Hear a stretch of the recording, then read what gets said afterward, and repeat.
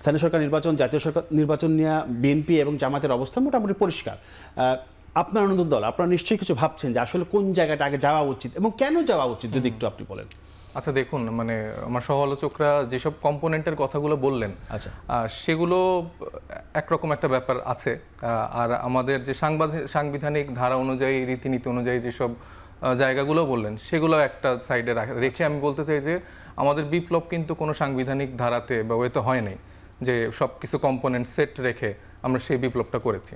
সেই জায়গা থেকে কিন্তু মানুষের, মানে আপনি যদি জনমানুষের কাছে যান, মাঠে যান, আপনি শিওর দেখতে পাবেন মানুষের কিন্তু চাহিদা শুধু একটাই না যে তারা কালকেই নির্বাচন চাচ্ছে।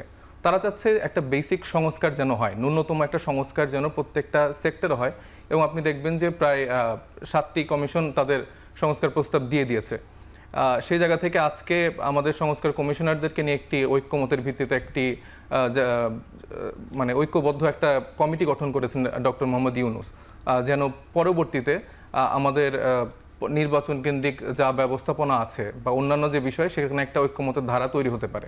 তো সেই জায়গা থেকে আমরা মনে করি যে আমাদের এই কম্পোনেন্টগুলোকে ট্রায়াল অ্যান্ড এররের জায়গা থেকেও যখন আমরা দেখব, সেখানে একটা স্থানীয় সরকার নির্বাচন হতেই পারে।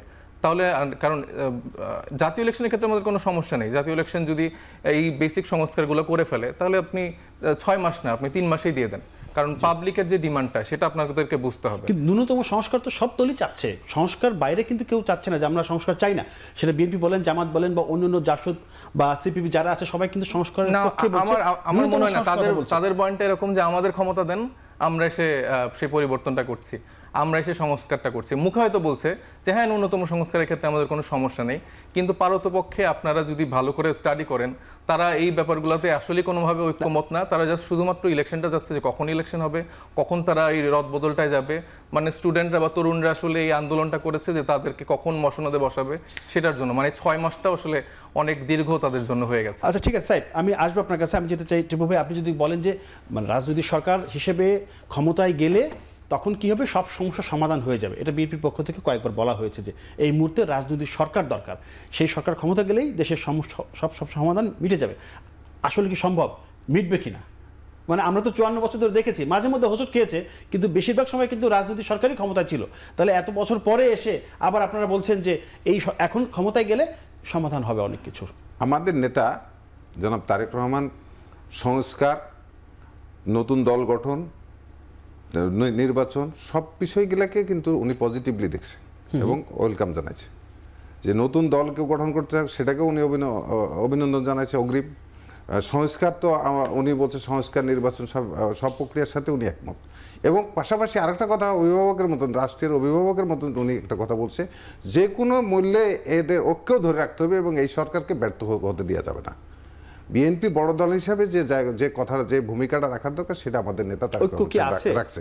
ঐক্য এখন আছে, ন্যূনতম চেষ্টা আমরা আমাদের জায়গা থেকে করছি, অনেক জায়গাতে ছাড় দিয়ে করছি। এখন আপনি বলছেন যে সংস্কার, আসলে সংস্কার তো বিভিন্ন জন বিভিন্ন প্রস্তাব দিচ্ছে, এই প্রস্তাবগুলোকে পাস করতে হবে, ইমপ্লিমেন্ট করার জায়গায় যেতে হবে। তো এখানে আমরা হচ্ছে এই দেশের মালিকানা, ক্লায়েন্ট হচ্ছে রাজনৈতিক দলগুলো, সকল রাজনৈতিক দল, কেউ এক ক্ষুদ্র অংশ, কেউ বৃহৎ অংশ, সবাই কিন্তু জনগণের প্রতিনিধিত্ব করছে। সমস্ত সামগ্রিক রাজনৈতিক দলগুলি কিন্তু এই 18 কোটি মানুষের প্রতিনিধিত্ব করে, মেজরিটি প্রতিনিধিত্ব করে। সাধারণ মানুষ, সেও কিন্তু কোনো না কোনো দলের সমর্থক হিসাবেই কাজ করছে, কোনো না কোনো দলের সমর্থক। সেক্ষেত্রে আপনার সরকার যদি সদিচ্ছা থাকে, 7 দিনের মধ্যে বসে সকল এই প্রস্তাবগুলি নিয়ে কমিটি করে, কমিটিকে 6 মাস 1 বছর করে টাইম দিতে দিতে তো অনন্তকাল দেওয়া যায়। তো সেই কারণে যে প্রস্তাবগুলো এসেছে, সেখানে সকল রাজনৈতিক দলগুলোকে নিয়ে এক টেবিলে বসলে, একদিন বসবে না, 2 দিন বসবে, 7 দিনের মধ্যে একটা প্রস্তাবনা আসতে পারে। সেই প্রস্তাবনা আলোকেই কিন্তু সামনের দিকে আগানো যাবে। এখন আপনি কবে কি করতে চান, সরকারকে তো একটা গাইডলাইন দিতে হবে, রোডম্যাপ অবশ্যই দিতে হবে যে কোন দিন কোন কাজটা করতে চাই। আজকে ধরেন 7 মাস চলে গেছে, ফ্যাসিবাদ চরিত্র যারা ছিল, শেখ হাসিনা সহ, তাদের কিন্তু বিচারের আজকে পর্যন্ত প্রক্রিয়াই শুরু হয়নি। তাহলে এটা তো এই বিচার প্রক্রিয়া যেতে যেতে যদি এটাই শেষ করতে চান, তাহলে মিনিমাম 5-7-10 বছরও লাগতে পারে, কারণ বিচারের প্রক্রিয়া, বাংলাদেশের যে আইনের যে সিস্টেম। তো সেই কারণে আমি আপনাকে বলতে চাই যে আমরা সংস্কার চলমান প্রক্রিয়া। কিন্তু সাইফরা যেটা বলছে, নাগরিক কমিটি এবং বৈষম্য বিরোধী, তারা বলছেন যে বিচার শেষ করে, বিচার করেই নির্বাচনের দিকে যাই। এটা তো আমি তো বললাম যে একটা বিচার শেষ হতে 12 বছর, 14 বছর, 15 বছরও পর্যন্ত লাগে। আমি অ্যাডভোকেট হিসাবে আমি বলছি যে এখানে 15 বছর লাগে, 15 বছরই বাংলাদেশের নির্বাচন হবে না। আজকে যদি এই বিচারগুলি যারা এই 17 বছরে যত ঘটনা ঘটেছে, 17 বছর আগেও যে ঘটনা ঘটেছে, শুধুমাত্র 24 সালের ঘটনাই তো ঘটে নাই, তার আগেও তো অনেক ঘটনায় ওই ফ্যাসিবাদরা ঘটেছে। 15 বছর 17 বছর ধরে তো আমরা তাদের বিরুদ্ধে লড়াই করছি। আসবো আপনার কাছে একটু যেতে চাই নাজমুল সাহেব, আপনি একটু বলবেন যে নির্বাচনের যে প্রস্তুতির ব্যাপার আছে, ভাই যেটা বললেন যে 2 থেকে 4-5 বসে একটা সমস্যার সমাধান করা যেতে পারে, সেই জায়গাটা কেন এরকম হচ্ছে না? আমরা দেখছি রোডম্যাপ ঠিকমতো আসছে না। আর এই মুহূর্তে দেশের এখনকার যে অবস্থা, সেই সমস্ত অবস্থার পরিপ্রেক্ষিতে কি বলা যায় যে নির্বাচনের একটা স্থিতিশীল পরিবেশ আছে, যদিও নির্বাচন কমিশন বলছে যে তারা ডিসেম্বরকে ধরে এগুচ্ছে? নির্বাচনের পরিবেশটাকে আমি ছোট্ট করে বলতে চাই। সাহেব যেটা বলছিলেন, এটা আরো অনেকে বলেন, ওনাদের সাথে যারা আছেন বলেন, এর বাইরে অনেকে বলেন, সেটা হচ্ছে যে আমরা তো দেখেছি 53 বছরের রাজনৈতিক দলগুলো কি করেছে, আমরা তো দেখেছি রাজনৈতিক সরকারগুলো কি করেছে, অবশ্যই খারাপ কাজ করেছে, আবার ভালো কাজও করেছে। আপনি সবকিছু খারাপ বলতে পারেন না, আবার সবকিছুকে ভালো বলা যায় না, ভালো মন্দ মিলে গেছে। কিন্তু আপনার দেশে গণতন্ত্রের চর্চা যদি ঠিকমতো না হয়, তাহলে কি গণতন্ত্র ছুঁড়ে ফেলবেন? আমরা জানি যে গণতন্ত্রের সংকট মানে অধিকতর গণতন্ত্র, রাজনীতির সমস্যা মানে রাজনীতি দিয়ে আপনি সমাধান করবেন।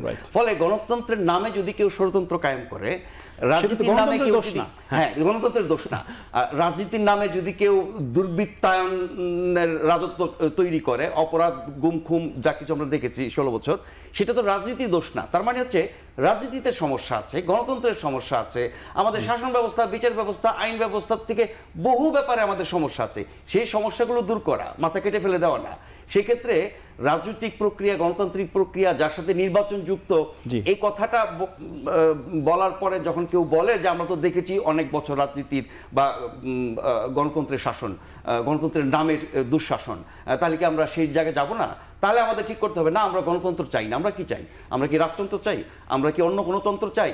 সেটা ব্যাপারে তো আমাদের কোনো ঐক্যমত নয়, সবাই কিন্তু গণতন্ত্রের কথাই বলে। সো গণতন্ত্রকে যদি আপনি সমাধান মনে করেন, এবং গণতন্ত্রই সমাধান, সারা বিশ্বে এখন শাসন ব্যবস্থা হিসেবে সবচেয়ে বেশি প্রচলিত, প্রতিষ্ঠিত এবং কার্যকর হচ্ছে গণতন্ত্র। তারও কিছু সীমাবদ্ধতা এবং সংকট আছে, তারপরে গণতন্ত্রই একমাত্র আমাদের উপায়।